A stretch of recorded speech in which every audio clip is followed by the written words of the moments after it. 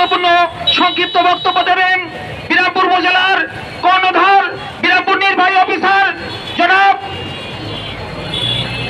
তানজি খাতুন মহোদয়কে তার দিক নির্দেশনামূলক সংক্ষিপ্ত বক্তব্য দেওয়ার জন্য সবিনয় নিবেদন করছি।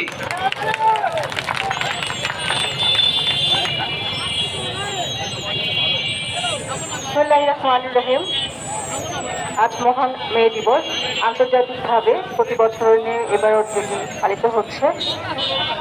তো মহান মে দিবস উপলক্ষে বিরামপুরের সকল শ্রমিক ইউনিয়ন, এখানে মোট 15টি ইউনিয়নের রয়েছে, তাদের সবাইকে শুভেচ্ছা জানাচ্ছি এবং সবাইকে আসসালামু আলাইকুম।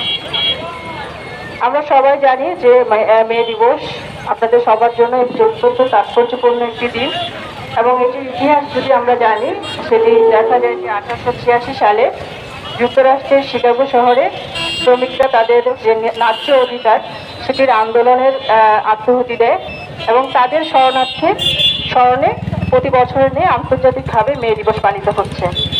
তো এবারের মে দিবসের প্রতিপাদ্য যেটি হচ্ছে যে সুস্থ শ্রমিক কর্মঠ হাত আনবে এবার নতুন প্রভাত।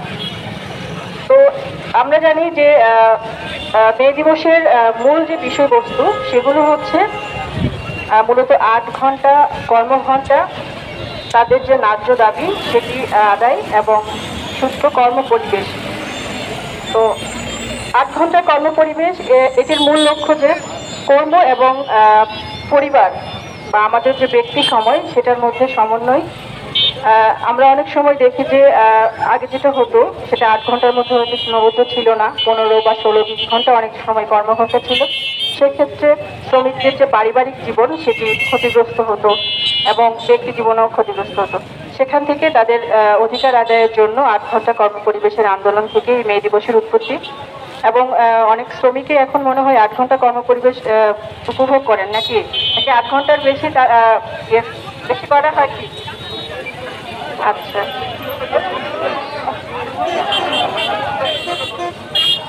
তো আপনাদের দাবি যদি পূরণ না হয়ে থাকে, যদি 8 ঘন্টার যে আপনাদের যে দাবি ছিল সেটা থেকেই মূলত এই মে দিবসের উৎপত্তি।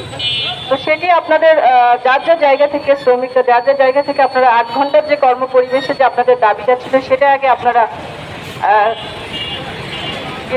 প্রতিষ্ঠা করবেন। তো আপনাদের সবার জন্য শুভকামনা থাকলো, আপনাদের সবার কর্মপরিবেশটা বিশেষ করে যাতে সুস্থভাবে থাকে, কর্মপরিবেশ ভালো হয়। আমরা অনেক সময় দেখি যে শিশু শ্রমিক সেটিকে আমরা নিরুৎসাহিত করব এবং অনেক থাকে যে নোংরা শ্রমিকদের ভালোভাবে মেনটেন করা হয় না, হাইজিন মেনটেন করা হয় না। তো যারা মালিক সমিতি আছে আমি তাদেরকে বলবো তাদের শ্রমিকদের এই দিকটি বিবেচনায় রাখতে। তো আপনাদের সবাইকে অসংখ্য ধন্যবাদ, আপনারা ভালোভাবে আপনাদের এই দিবসটি পালন করেন। সবার জন্য শুভকামনা থাকলো, সবাইকে ধন্যবাদ। আসসালামু আলাইকুম।